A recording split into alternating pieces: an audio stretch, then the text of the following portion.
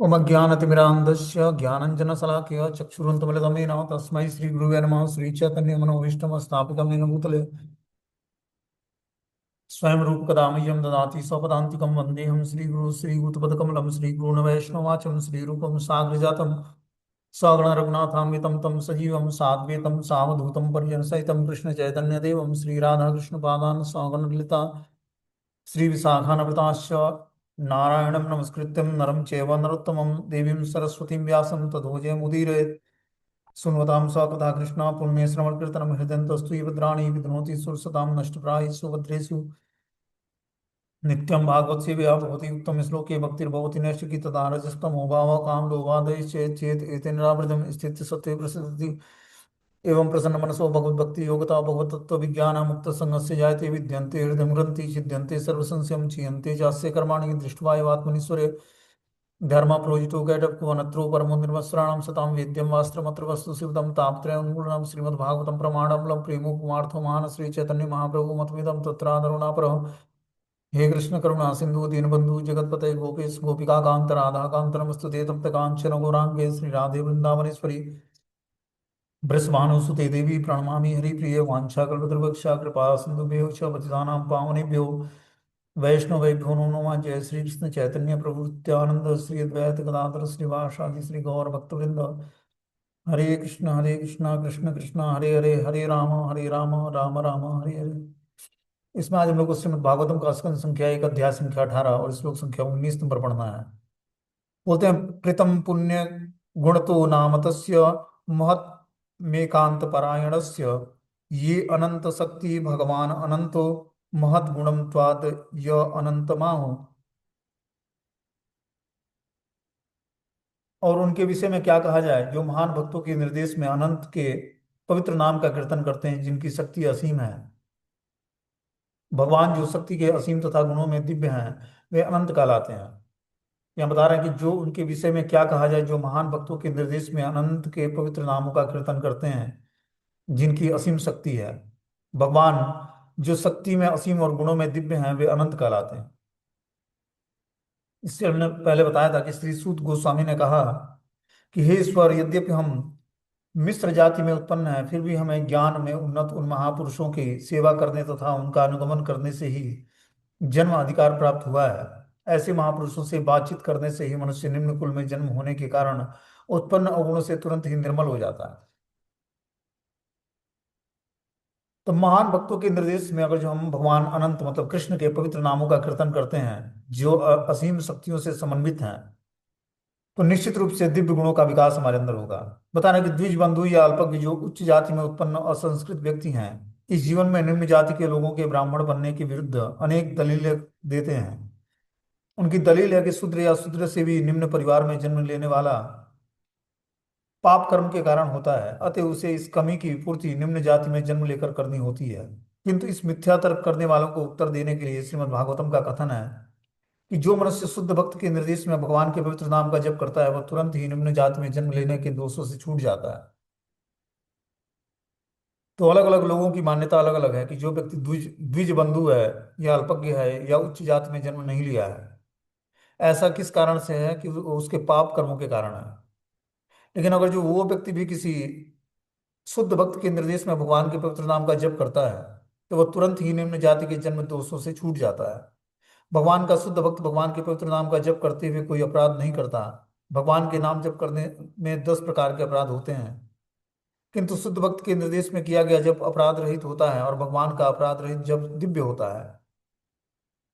अतएव ऐसा जब पूर्व जन्म के समस्त पापों के प्रभाव को तुरंत दूर कर देता है। जो अपराध रहित जब किया जाता है उससे इस जीवन के और पूर्व जीवन के सारे अपराध नष्ट हो जाते हैं। अतएव ऐसा जब पूर्व जन्म के समस्त पापों के प्रभावों को तुरंत दूर कर देता है। ऐसे अपराध रहित जब यह संकेत देता है कि मनुष्य के पवित्र नाम की दिव्य प्रकृति को ठीक से समझ लिया जाए और इस प्रकार भगवान की शरण ले ली जाए। आध्यात्मिक रूप से भगवान का नाम तथा स्वयं भगवान परम अवस्था में होने के कारण एक है। भगवान का पवित्र नाम भगवान के तुल्य ही शक्तिशाली है। भगवान सर्वशक्तिमान ईश्वरीय व्यक्तित्व हैं और उनके अनंत नाम हैं और उनसे अभिन्न हैं। उन्हीं के समान शक्तिमान भी हैं। भगवत गीता में अंत में भगवान बल देकर कहते हैं कि जो भी उनकी शरण में पूर्ण रूपेण आता है उसके समस्त पापों से रक्षा करते हैं। चूंकि वे तथा उनके नाम एक हैं, अतः भगवान का पवित्र नाम भक्तों को पापों के समस्त प्रभावों से बचा लेता है। भगवान के पवित्र नाम का कीर्तन निसंदेह मनुष्य को निम्न कुल में जन्म लेने के दोषों से उबार सकता है। तो इस प्रकार बता रहे हैं कि भगवान और भगवान की के नाम में कोई डिफरेंस नहीं है। कोई भगवान की शरण, जैसे भगवत गीता में भगवान बल देकर कहते हैं कि सर्वधर्मान परित्यज्य मामेकम शरणं व्रज, इस समस्त धर्मों का परित्याग करके मेरी शरण में आओ। लेकिन अगर जो कोई व्यक्ति भगवान की शरण में आता है और नाम जप करता है, तो बता रहे हैं कि भगवान और भगवान के नाम में कोई अंतर नहीं है। वो दोनों तरह से भगवान की शरणागति ले सकता है, भगवान का नाम जप करके भी और भगवान का शरणागति ले सकता है नाम जप करके। वो प्रक्रिया आसान है। बता रहे हैं कि निम्न कुल में जन्म लेने के दोषों से उबर जाता है। जो व्यक्ति भगवान के पवित्र नाम का कीर्तन करता है, वो निम्न कुल में जन्म लिया हो उसके दोषों से भी उबर जाएगा। भगवान की असीम शक्ति भक्तों तथा अवतारों के असीम विस्तार से बढ़ती हो ही जाती है। और इस प्रकार प्रत्येक भगवत भक्त तथा सारे अवतार भी भगवान की शक्ति से संपन्न होते हैं। तो भगवान के भक्त और भगवान के अनेक अवतार हैं, उसमें सभी जो है भगवान की शक्तियों से समन्वित होते हैं, संपन्न होते हैं। क्योंकि भगवान का भक्त भगवान की शक्ति से ओतप्रोत होता है, अतः निम्न कुल में जन्म लेने के किंचित मात्र दोष भी उसके रास्ते में बाधक नहीं बनता है। कि निम्न कुल में जन्म लेकर भी व्यक्ति अगर जो भगवान का भजन करता है, तो निश्चित रूप से वो वही सदगति प्राप्त करेगा जो ब्राह्मण परिवार में जन्म लेकर जो भजन करता है। मतलब जाति का कोई दोष नहीं है भगवान की भक्ति में। अब यह निश्चित हो गया है कि वे अनंत हैं और उनके तुल्य कोई नहीं है। फलस्वरूप उनके विषय में कोई भी पर्याप्त रूप से कह नहीं सकता है। बड़े बड़े देवता भी स्तुति के द्वारा जिस लक्ष्मी देवी की कृपा प्राप्त नहीं कर पाते, वही देवी भगवान की सेवा करती हैं, यदि भगवान ऐसी सेवा के लिए अनिच्छुक रहते हैं। बता रहे हैं कि जो है भगवान अनंत है और उनके तुल्य कोई भी नहीं है। फलस्वरूप उनके विषय में कोई भी पर्याप्त रूप से कह नहीं सकता है। बड़े बड़े देवता भी स्तुति के द्वारा जिस लक्ष्मी देवी की कृपा प्राप्त नहीं कर पाते, वही लक्ष्मी देवी भगवान की सेवा करती हैं, यदि भगवान ऐसी सेवा के लिए अनिच्छुक रहते हैं। तो हर कोई व्यक्ति जो है, यहाँ तक कि देवता भी माता लक्ष्मी की कृपा प्राप्त करने के लिए उनकी स्तुति करते हैं। लेकिन देवी भगवान की सेवा करती हैं, यदि भगवान ऐसी सेवा के लिए अनिच्छुक हैं कि भगवान को लक्ष्मी जी की भी सेवा की आवश्यकता नहीं है। लेकिन लक्ष्मी जी स्वेच्छा से भगवान की सेवा करती हैं ताकि भगवान को प्रसन्न रख सकें। भगवान श्री कृष्ण के अतिरिक्त भला ऐसा कौन है जो परमेश्वर कहलाने के योग्य है। ब्रह्मा जी ने उनके पांवों के नाखूनों से निकलने वाले जल को भगवान शिव के को मस्तक पर ग्रहण करने के लिए निमित्त एकत्र किया। यही जल गंगा नदी शिव जी समेत सारे ब्रह्मांड को शुद्ध बना रहा है। तो भगवान के चरण कमलों के अंगूठे से जो जल निकलता है, पसीना होता है, उसी से क्या होता है, गंगा जल का गंगा जी उत्पन्न होती है। और बता रहे हैं कि ब्रह्मा जी ने उनके पांवों के नाखूनों से निकलने वाले जल को भगवान शिव के मस्तक पर ग्रहण करने के लिए निमित्त एकत्र किया। यही जल आगे शिव जी समेत सारे ब्रह्मांड को क्या करता है, शुद्ध बनाता है। परम भगवान श्री कृष्ण के प्रति अनुरक्त आत्म संयमी पुरुष स्थूल शरीर तथा सूक्ष्म मन सहित एकाएक भौतिक आसक्तियों से ओतप्रोत संसार को त्याग सकते हैं और जीवन के संन्यास आश्रम की सर्वोच्च सिद्धि प्राप्त करने के लिए बाहर चले जाते हैं, जिसके फलस्वरूप अहिंसा तथा वैराग्य उत्पन्न होता है। क्या बता रहे हैं यहाँ पर कि परम भगवान श्री कृष्ण के प्रति अनुरक्त आत्म संयमी पुरुष, जो परम भगवान के प्रति अनुरक्त है, वो धीरे धीरे आत्म संयम कर लेता है। आत्म संयम मतलब इंद्रियों का संयम हो जाता है उसका। और इंद्रियों के संयम होने से वो स्थूल शरीर और सूक्ष्म शरीर में डिफरेंस कर पाता है। और इस प्रकार वो भौतिक आसक्तियों से ओतप्रोत संसार को त्याग सकता है और जीवन के संन्यास आश्रम की सर्वोच्च सिद्धि को प्राप्त करने के लिए बाहर चले जाते हैं। तो देखो, संन्यास आश्रम की सर्वोच्च सिद्धि क्या है कि 24 घंटे निरंतर भगवान की सेवा में लगे रहना, मन बुद्धि, मन वचन और शरीर और कर्म से, वही संन्यास आश्रम है। तो जो व्यक्ति श्री कृष्ण के प्रति अनुरक्त हो जाता है, वो आत्म संयमी हो जाता है। वो धीरे धीरे स्थूल और सूक्ष्म शरीरों से ऊपर उठकर भौतिक आसक्तियों से ऊपर उठकर संसार को त्याग करके संन्यास आश्रम की सर्वोच्च सिद्धि को प्राप्त कर लेता है, जिसके फलस्वरूप वो अहिंसा तथा वैराग्य उत्पन्न होता है उसके अंदर। अहिंसा मतलब किसी भी जीव के प्रति हिंसा नहीं करता और पूर्ण रूपेण वैराग्य जीवन का पालन कर पाता है। तो किसी भी जीव के प्रति हिंसा करने का क्या मतलब है कि राग द्वेष से मुक्त हो जाना। जब व्यक्ति राग द्वेष से मुक्त हो जाता है, तो किसी जीवात्मा के प्रति उसकी हिंसक भावना नहीं होती है। सबसे उसका सुहृदम सर्वदेही नाम, वो सबका मित्र बन जाता है, सब उसके मित्र बन जाते हैं।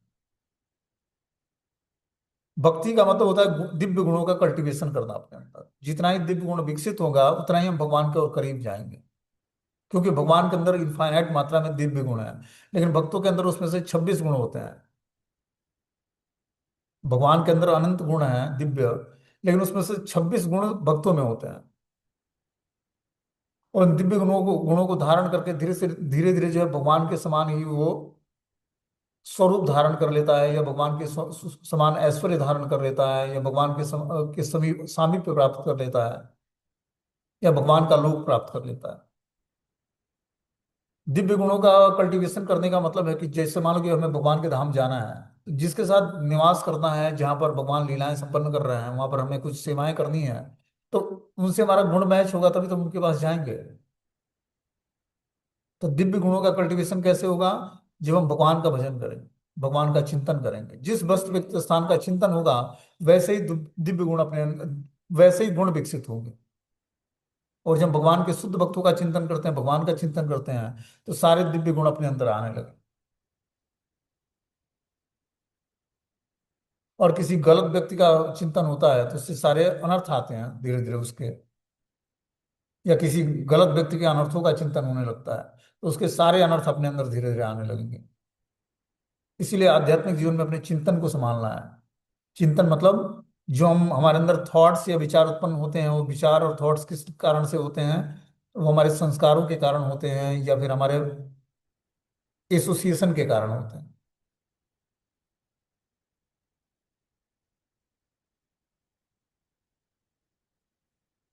आगे इसमें बता रहे हैं कि जो है,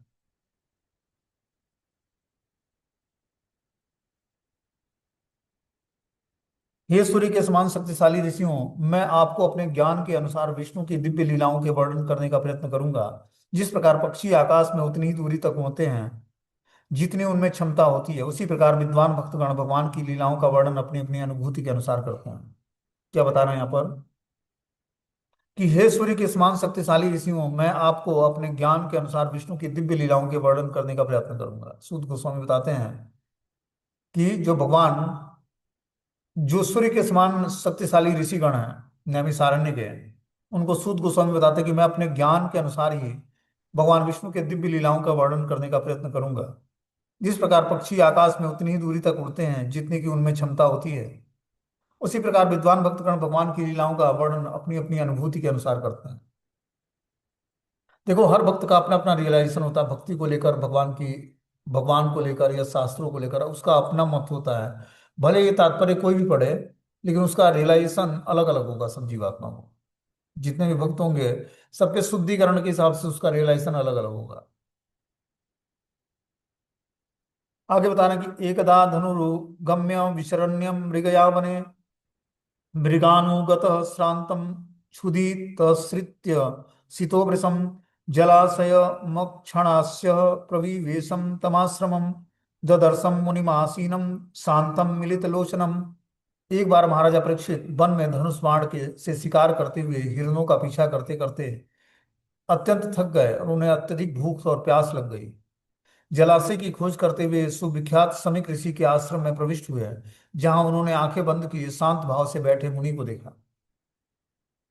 तो एक बार परीक्षित महाराज जो है शिकार खेलने जंगल में जाते हैं, और वो जंगल में जब शिकार खेलने जाते हैं तो हिरणों का पीछा करते करते अत्यंत थक जाते हैं और भूख और प्यास लग जाती है। तो जलाशय की खोज में क्या करते हैं, वो सुविख्यात समीक ऋषि का आश्रम था उस जंगल में, उसमें प्रविष्ट कर जाते हैं। तो समीक ऋषि उस समय आंख बंद करके भगवान का ध्यान करते हैं और शांत भाव से बैठे वो मुनि को देखते हैं।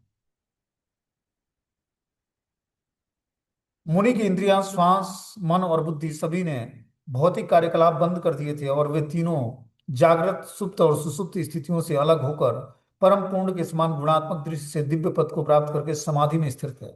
तो समीक ऋषि जो थे अपने आश्रम में बैठे बैठे समाधि की अवस्था प्राप्त कर लिए थे। जागृत, सुप्त और सुषुप्ति तीनों अवस्थाओं से अपने को अलग करके और भगवान के गुणात्मक दृष्टि से दिव्य पद पर अपने को समाधि में स्थिर कर रखा था उन्होंने। ध्यान मग्न मुनि मृग शर्म लपेटे थे, और उनकी लंबी जटाएं उनके सारे शरीर पर बिखरी हुई थी।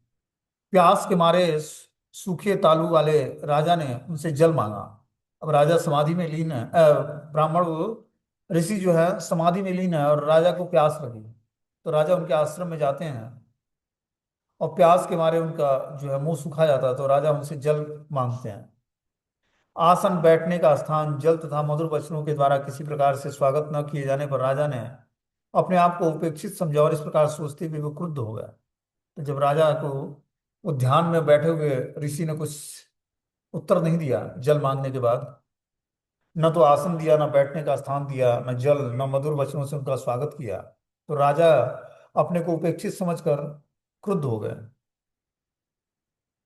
हे ब्राह्मणों, ब्राह्मण मुनि के प्रति राजा का क्रोध तथा द्वेष अभूतपूर्व था, क्योंकि परिस्थिति ने उन्हें भूखे तथा प्यासे बना दिया था। तो जब व्यक्ति भूखा और प्यासा होता है तो उसकी बुद्धि काम करनी बंद कर देती है। बोलते महाराजा परीक्षित जैसे राजा के लिए एक मुनि तथा ब्राह्मण पर इस तरह क्रुद्ध और द्वेषपूर्ण होना निसंदेह अभूतपूर्व था। राजा भली भांति जानते थे कि ब्राह्मण, साधु, बालक, स्त्री और वृद्ध पुरुष दंड के दायरे में नहीं आते। इसी प्रकार राजा भले ही भयंकर भूल क्यों न करें, कभी गुनाहगार नहीं माना जाता। लेकिन यहाँ पर परीक्षित महाराज भगवान की इच्छा से अपनी भूख और प्यास के कारण मुनि पर क्रुद्ध हो गए। राजा की अपनी प्रजा को अपना सत्कार न होने और उसकी उपेक्षा करने के लिए दंड देना ठीक है, लेकिन चूंकि दोषी एक मुनि तथा ब्राह्मण थे, अतएव यह अभूतपूर्व घटना थी कि ब्राह्मण होने के कारण वो निर्दोष थे। इस प्रकार अपमानित होकर राजा ने लौटते समय अपने धनुष से एक मृत सर्प उठाया और उसे क्रोधपूर्वक मुनि के कंधे पर रख दिया। तब वे अपने राजमहल लौट आए। तो क्या करते हैं परीक्षित महाराज, जब देखते हैं कि उनका अपमान हुआ है और राजा अपने ध्यान में था, उसने ध्यान ही नहीं दिया कि कोई आया हुआ है, तो इसको उन्होंने अपना अपमान समझा राजा परीक्षित ने, और क्या किया, अपने धनुष से एक मृत सांप उठाया और उनकी क्रोध बस क्या किया, मुनि के कंधे पर रखकर और राजमहल की ओर लौट आए।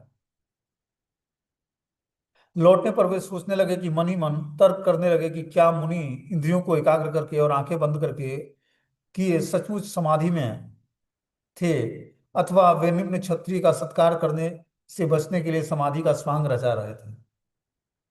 तो राजा अब सोचने लगा, जब राजमहल की ओर लौटने लगा तो उसको लगा कि कहीं मुनि अपनी इंद्रियों को एकाग्र करके आंखें बंद करके वास्तव में समाधि में थे, या हम क्षत्रिय राजा को निम्न समझकर उन्हें सत्कार न करने के कारण समाधि का स्वांग रचा था। उस मुनि का एक पुत्र था जो ब्राह्मण पुत्र होने के कारण अत्यधिक शक्तिमान था। जब वो अनुभवहीन बालकों के साथ खेल रहा था, तभी उसने अपने पिता की विपत्ति सुनी जो राजा द्वारा लाई गई थी। वह बालक वहीं पर इस प्रकार बोला, अहो अधर्म पालानाम पिबनाम बलि भुजामिवम स्वामिनघ्य यदा दासानम द्वारपानम सुनामिव। ब्राह्मण बालक श्रृंगी ने कहा, अरे शासकों के पापों को तो देखो, जो अधिशासी दास सिद्धांतों के विरुद्ध कौओं द्वारा द्वार के रखवाले कुत्ते की तरह अपने स्वामियों पर पाप ढाते हैं। तो उस ब्राह्मण बालक ने ऋषि, श्रृंग ऋषि नाम था उसका, कि शासकों के पापों को तो देखो, जो अधिशासी दास सिद्धांतों के विरुद्ध कौओं द्वारा द्वार पर रखवाले कुत्ते की तरह अपने स्वामी का पाप ढाते हैं। ब्राह्मण को समाज रूपी शरीर का सिर और मस्तिष्क माना जाता है, क्षत्रिय को बाहु माना जाता है। बाहुओं की आवश्यकता शरीर को सभी प्रकार से क्षतियों से बचाने के लिए पड़ता है, लेकिन बाहुओं को सिर तथा मस्तिष्क के निर्देश के अनुसार कार्य करना होता है। यह प्राकृतिक व्यवस्था परमेश्वर द्वारा की गई है। आगे बता रहे हैं कि राजाओं की संतानें निश्चित रूप से द्वार रक्षक कुत्ते नियुक्त हुए हैं और उन्हें द्वार पर ही रहना चाहिए। तो किस आधार पर ये कुत्ते घर में घुसकर अपने स्वामी की ही थाली में खाने का दावा करते हैं? तो ब्राह्मण बालक जो था, राजा की संतान निश्चित रूप से द्वार रक्षक कुत्ते नियुक्त हुए हैं। उसने क्या बोला कि जो राजा की संतानें होती हैं वो द्वार रक्षक कुत्ते की तरह होते हैं और उन्हें द्वार पर ही रहना चाहिए, द्वार के अंदर घुसकर स्वामी की थाली में खाने का दावा नहीं करना चाहिए। कृष्णे गते भगवतीम शास्तयुपथगामिनाम तद भिन्नम सेतु नज्ञाम शास्तिम प्रस्यतम में बलम। सबों के परम शासक भगवान कृष्ण के प्रस्थान के पश्चात हमारे रक्षक तो चले गए, लेकिन ये उपद्रवी फल फूल रहे हैं, अतएव इन मामलों को मैं अपने हाथ में लेकर उन्हें दंड दूंगा। अब मेरे पराक्रम को देखो। बता रहे हैं वो अनुभवहीन ब्राह्मण अल्प ब्रह्म तेज से गर्वित होकर कलयुग के जादू से प्रभावित हो उठा। महाराजा परीक्षित ने कलयुग को 4 स्थानों में रहने की छूट दी थी, जैसा कि पहले कहा जा चुका है, किंतु राजा के अत्यंत छंद शासन में कली को इन नियत स्थानों में कभी भी रहने का स्थान न मिला। अतएव कलयुग अपनी सत्ता जमाने की ताक में था, और भगवान की कृपा से उसे इस गर्भित अनुभवहीन ब्राह्मण बालक रूप में छिद्र मिल गया। यह छोटा सा ब्राह्मण विनाश के लिए अपना तेज दिखाना चाह रहा था, और उसने महाराजा परीक्षित जैसे महान राजा को दंड देने की धृष्टता की। वह भगवान कृष्ण के प्रयाण के बाद उनका स्थान ग्रहण करना चाह रहा था। ये उन पदवियों के लिए बहुत ही महत्वपूर्ण लक्षण है जो कली के प्रभाव से श्री कृष्ण का स्थान लेना चाहते हैं। तो इस तरह से वो ब्राह्मण बालक बता रहे हैं कि जो है वह राजा परीक्षित पर क्रोधित हो जाता है और अपने ब्रह्म तेज से गर्वित था, और कलयुग के प्रभाव से वो प्रभावित हो गया था। अब वो भगवान का स्थान लेकर राजा परीक्षित को श्राप देने के लिए उतारू हो जाता है। बता रहे हैं कि क्रोध से लाल लाल आंखें किए अपने संगियों के से कहकर उस ऋषि पुत्र ने कौशिकी नदी के जल का स्पर्श किया और निम्नलिखित शब्द रूपी वज्र छोड़ा। अब क्या करता है, वो कौशिकी नदी का जल उठाता है वो ब्राह्मण बालक ऋषि श्रृंगी, और अपने शब्द से क्या करता है, राजा को श्राप देने का प्रयास करता है। बता रहे हैं कि उस ब्राह्मण पुत्र ने राजा को इस प्रकार श्राप दिया कि आज से 7वें दिन अपने वंश के इस सर्वाधिक नीच को तक्षक सर्प डस लेगा, क्योंकि इसने मेरे पिता को अपमानित करके शिष्टाचार के नियमों को तोड़ा है। तो इस प्रकार वो ब्राह्मण बालक राजा को श्राप दे देता कि आज से 7वें दिन क्या होगा, अपने वंश के एक सर्वाधिक नीच इस महाराजा परीक्षित को तक्षक सर्प डस लेगा, क्योंकि इसने मेरे पिता को अपमानित करके शिष्टाचार के नियमों का खंडन किया है। तत्पश्चात जब वो बालक आश्रम को लौटा, तो उसने अपने पिता के गले में सर्प देखा, और उद्विग्नता के कारण वो जोर से चिल्ला उठा, हे ब्राह्मणों, अंगिरा मुनि के वंश में उत्पन्न उस ऋषि ने अपने पुत्र का चिल्लाना सुनकर धीरे धीरे अपनी आंखें खोली और अपने गर्दन के चारों ओर मरा हुआ सर्प देखा। उन्होंने मरा हुआ सर्प एक ओर फेंक दिया और अपने पुत्र से पूछा कि वह क्यों रो रहे हैं, क्या किसी ने उसे चोट पहुंचाई है।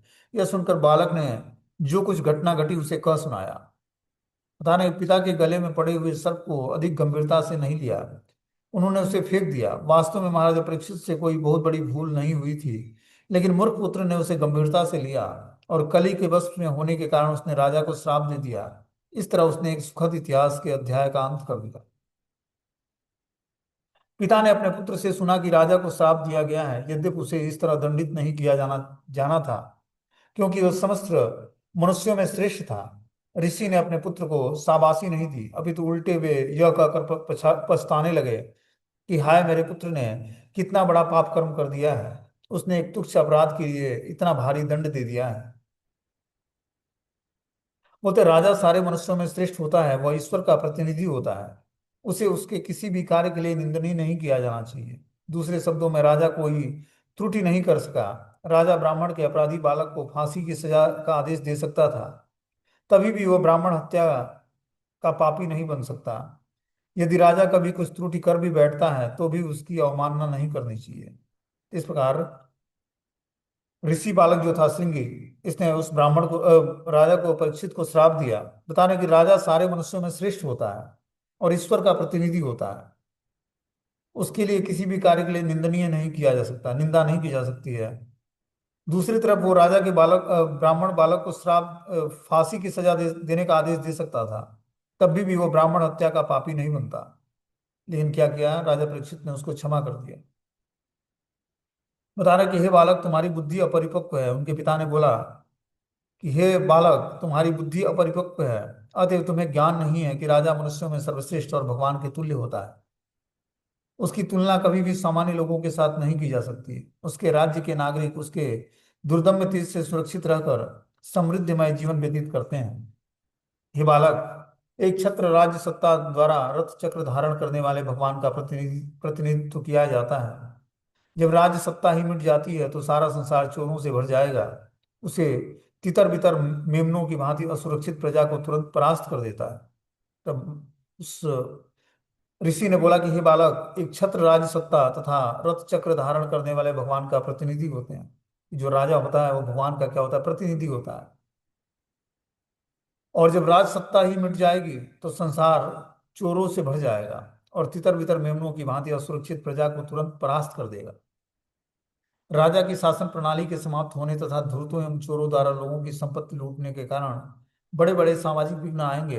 और लोग हताहत किए जाएंगे, पशु तथा स्त्रियां चुराई जाएंगी, और इस सारे पापों के उत्तरदायी होंगे हम सब, कि तुमने राजा को श्राप दे दिया।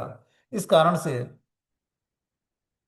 अब राजा के नहीं रहने पर शासन प्रणाली समाप्त हो जाएगी, और धूर्त और चोरों, जो लोग हैं धूर्त और चोर लोग, वो संपत्ति लूटने और बड़े बड़े सामाजिक विघ्न उत्पन्न करेंगे। पशु तथा स्त्रियां चुराई जाएंगी, और इस प्रकार पापों के उत्तरदायी हम लोग होंगे। इसीलिए किसी को ना तो श्राप देना चाहिए, ना आशीर्वाद देना चाहिए। इस घटना से ये सीखने को मिलता है। उस समय सामान्य लोग जाति तथा समाज वर्ण व्यवस्था के गुणात्मक कार्यों के रूप में प्रगतिशील सभ्यता के मार्ग में तथा वैदिक आदर्शों से धीरे धीरे नीचे गिर जाएंगे। इस प्रकार वे इंद्रिय तृप्ति के निमित्त आर्थिक विकास के प्रति अत्यधिक आकृष्ट होंगे, जिसके फलस्वरूप कुत्तों तथा बंदरों के स्तर की अवांछित जनसंख्या को बढ़ावा मिलेगी। कि जब राजा नहीं होगा तो समाज व्यवस्था गुणात्मक कार्यों के रूप में प्रगतिशील सभ्यता के मार्ग पर तथा वैदिक आदेशों का धीरे धीरे पतन हो जाएगा। इस प्रकार सारे लोग इंद्रिय तृप्ति के निमित्त आर्थिक विकास के प्रति अत्यधिक आकृष्ट हो जाएंगे, और इस प्रकार इसके फलस्वरूप कुत्ते तथा बंदरों के स्तर पर अवांछित जनसंख्या का बढ़ावा मिलेगा। सम्राट परीक्षित एक पवित्र राजा हैं। वे अत्यंत प्रसिद्ध हैं और उच्च कोटि के भगवत भक्त हैं। वे राजाओं में संत हैं, राजऋषि हैं, और उन्होंने अनेक अश्वमेध यज्ञ संपन्न किया है। जब ऐसा राजा भूख और प्यास का मारा थका हारा होता है, तो वह किसी भी तरह से श्राप दिए जाने के योग्य नहीं होता है। तब ऋषि ने सर्वव्यापी भगवान से अपने अप्रोण और बुद्धिहीन पुत्र को क्षमा करने के लिए प्रार्थना की, जिसने ऐसे व्यक्ति को श्राप देने का महान पाप किया था, जो समस्त पापों से मुक्त है और पारिश्रित और सभी प्रकार के रक्षा किए जाने के योग्य है। परीक्षित महाराज को एक बालक श्राप दे दिया, तो उस बालक के जो पिता थे ऋषि, वो बहुत ही पछतावा करने लगे और बालक से अपने प्रसन्न नहीं हुए। बता रहे हैं सर्वव्यापी भगवान ने अपने अप्रोण और बुद्धिहीन पुत्र को क्षमा करने के लिए ऋषि जो है प्रार्थना करने लगे। ऐसे व्यक्ति को श्राप देने का महान पाप इसने किया है, जो समस्त पापों से मुक्त है और पराश्रित और सभी प्रकार की रक्षा किए जाने के योग्य है।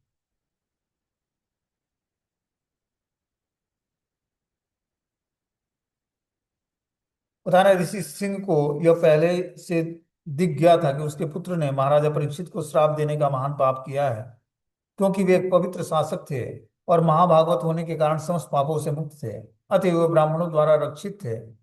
जब भगवत भक्त के प्रति अपराध किया जाता है, तो उसके फलों से छुटकारा पाना अत्यंत कठिन होता है। सामाजिक व्यवस्था के प्रधान पद पर होने के कारण ब्राह्मणों का कर्तव्य है कि वो अपने आश्रितों को सुरक्षा प्रदान करें, न कि श्राप दें। इस प्रकार बता रहे हैं कि जो है सामाजिक व्यवस्था में प्रधान पद पर होने के कारण ब्राह्मणों का कर्तव्य ये होता है कि वो आश्रितों को सुरक्षा प्रदान करें, न कि उनको श्राप दें। ब्राह्मण का हर एक संकल्प या वैष्णव का हर एक संकल्प दूसरे के मंगल और कल्याण के लिए होना चाहिए, दूसरे को श्रापित करने के लिए नहीं। ठीक है ना। जब हम भगवान की भक्ति करते हैं तो बहुत सारी आध्यात्मिक शक्ति प्राप्त होती है। तो आध्यात्मिक शक्तियों को प्राप्त करके व्यक्ति को दूसरे के कल्याण में लगाना चाहिए, न कि दूसरे को श्रापित करने में। जब दूसरे के कल्याण के लिए हम उस एनर्जी का उपयोग करेंगे, तो वो और आध्यात्मिक शक्ति हमारे पास बढ़ने लगेगी, और फिर हम दृढ़ता पूर्वक भगवान की सेवा भी कर पाएंगे और अच्छे तरीके से लोगों को भगवान से जोड़ भी पाएंगे। बोलते हैं तिरस्कृताम विप्रलब्धा सप्ता क्षिप्ता हतापि नास्य तत् प्रतिकुर्वन्ति तद भक्ता प्रभो अपि ही। भगवान के भक्त इतने सहिष्णु होते हैं कि अपमानित होने, ठगे जाने, श्रापित होने, विचलित किए जाने, उपेक्षित होने अथवा जान से मारे जाने पर भी कभी बदला लेने का विचार नहीं करते।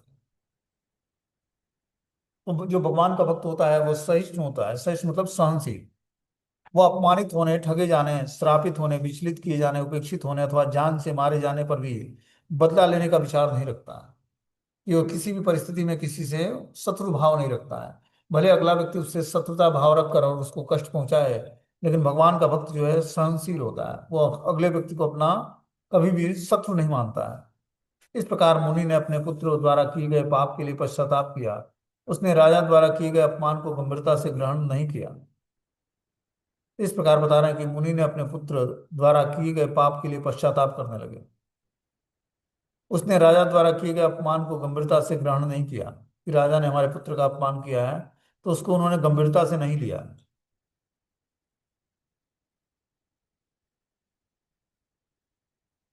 उसे सामान्य अध्यात्मवादी अन्यों द्वारा संसार के द्वंद्वों में लगाए जाने पर भी व्यथित नहीं होते, न ही वे आनंद लेते हैं क्योंकि वे आध्यात्म में लगे रहते हैं।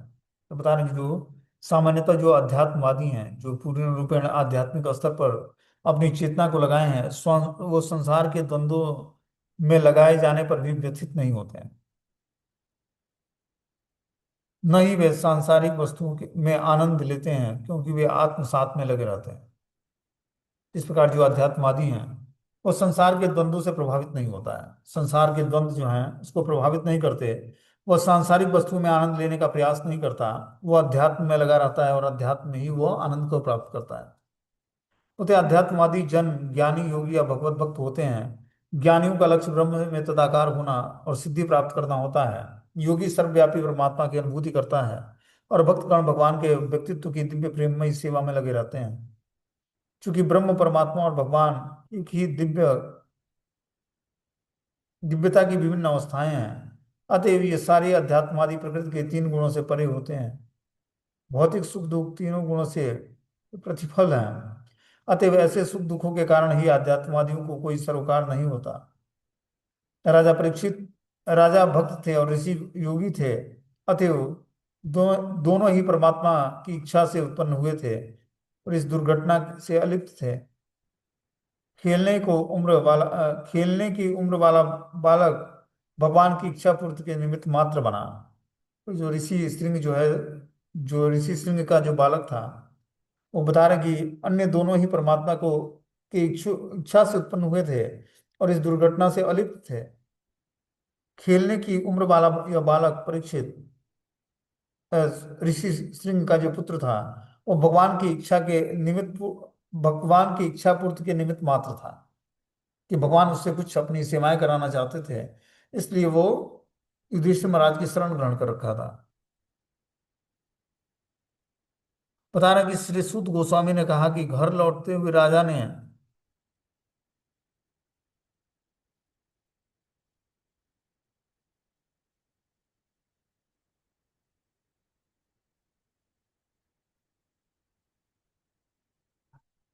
तात्पर्य में बताते कि अध्यात्मवादी जन ज्ञानी योगी और भगवत भक्त होते हैं। ज्ञानियों का चरम लक्ष्य ब्रह्म से तदाकार होने की सिद्धि प्राप्त करना है।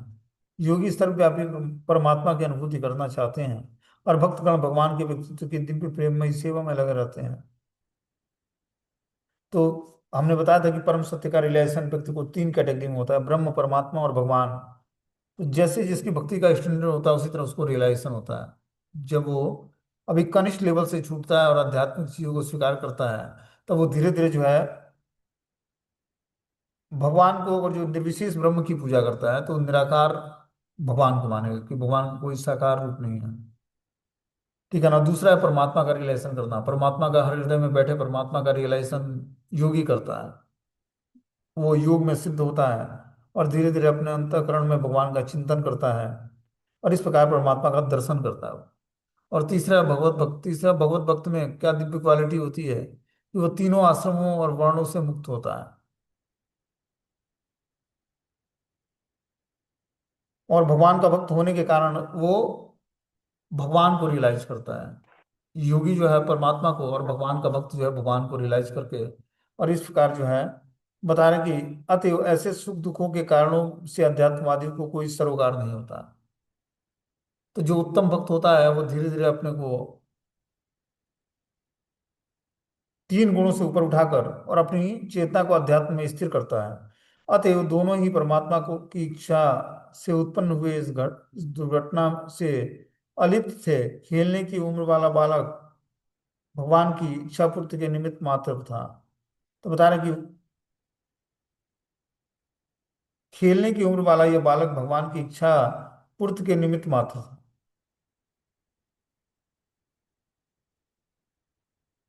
अब आगे इसमें सुखदेव गोस्वामी का प्राकट्य होता है, इसको हम लोग कल सुनेंगे, अगला अध्याय 20वां अध्याय। कि सुखदेव गोस्वामी का जन्म कैसे होता है, इस कारण से प्रकट होता है। ठीक है, हरे कृष्णा। कोई क्वेश्चन है तो आप लोग पूछ सकते हो, अभी मीटिंग है 3-4